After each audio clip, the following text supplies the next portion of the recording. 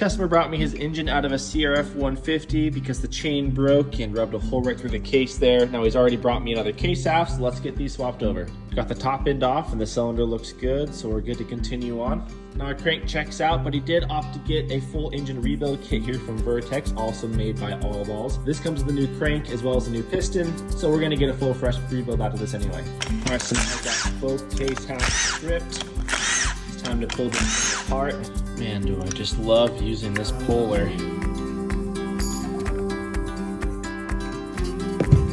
All right, now with the hard part out of the way, it is out with the old and in with the new. Just reassembly now shouldn't take too much longer. All right, and that wraps it up. We're all finished up with our engine rebuild. Thanks for All Balls for making these Vertex engine kits. He also wanted his fork seals redone, so we're gonna get after that. That's all for this video. Ride safe, live moto.